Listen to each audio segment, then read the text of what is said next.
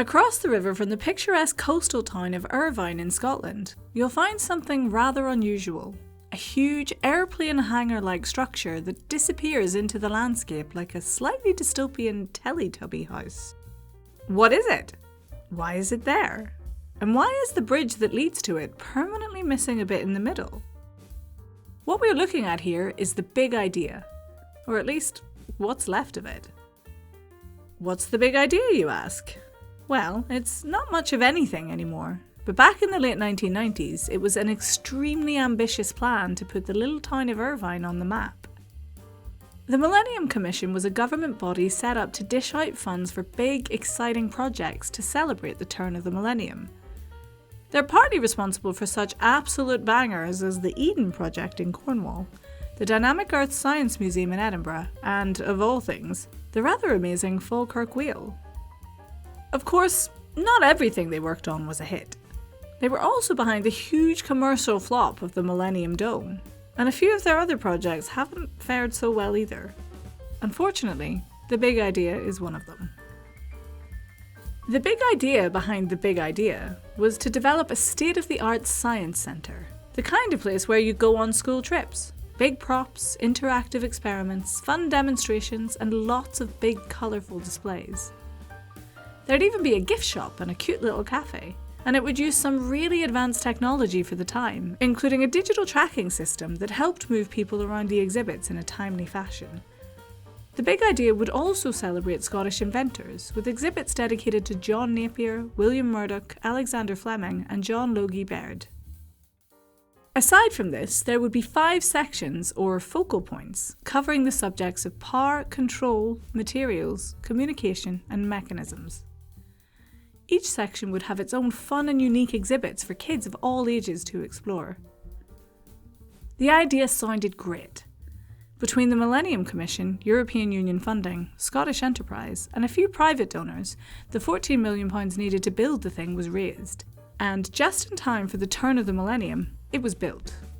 The centre was situated just across the river from Irvine, on a site that had once upon a time been the location of the British dynamite factory. This sprawling installation was established in 1871 by Alfred Noble, inventor of, among other things, dynamite.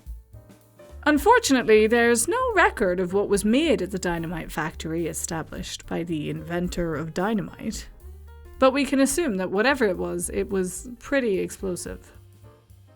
That was why the various buildings that made up the plant were spread way out over the uninhabited peninsula, with huge sand dunes and banks of earth in between them. And in fact, that was a good move, because accidental explosions happened all the time. In 1884, 1901, 1913, 1914, and 1937. What was left of the plant closed in the 1990s, leaving behind a relatively blank but oddly lumpy canvas. The southernmost tip of this peninsula was where the big idea was built. Unlike its explosive predecessor, though, you'd actually want people to be able to get to the Science Museum. So, in a rather cool move, a brand new metal footbridge was also constructed, spanning the River Irvine.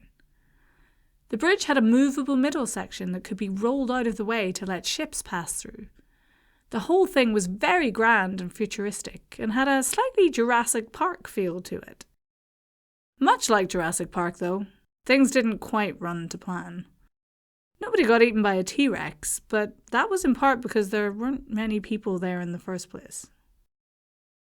During its opening year, the centre had over 120,000 visitors, a respectable number, and more than enough to keep it in business. It even got a few high-profile celebrity endorsements, including a visit from Buzz Aldrin, the second guy to walk on the moon. People came from far and wide to check out the new centre, with tourists even wending their way over from England for a day trip. In 2002, though, visitor numbers nosedived to just 50,000. Perhaps after having been around once, a lot of people weren't ready for a second visit. For a while, things were nail-bitingly close. If centre management could boost visitor numbers by 20,000 or so, they'd make enough to scrape by. And maybe they could have done that with some new exhibits and strategic advertising, were it not for the fact that another brand new state-of-the-art science centre opened in Glasgow in 2003.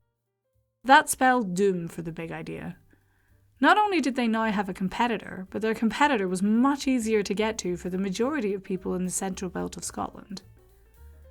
In early 2003, the centre closed its doors. And then, when that wasn't dramatic enough, it also winched the footbridge into its open position, removing the only access to the site that didn't require a long drive over gated public land.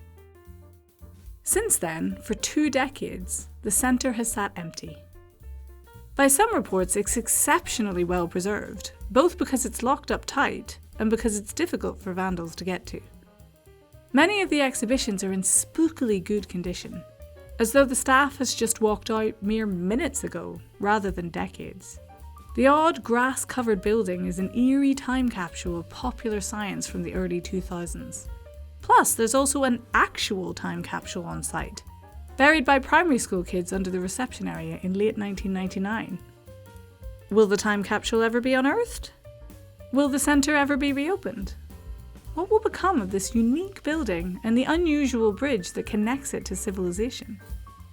Well, there have been a bunch of proposals for new ways to use the site, but none have yet come to fruition.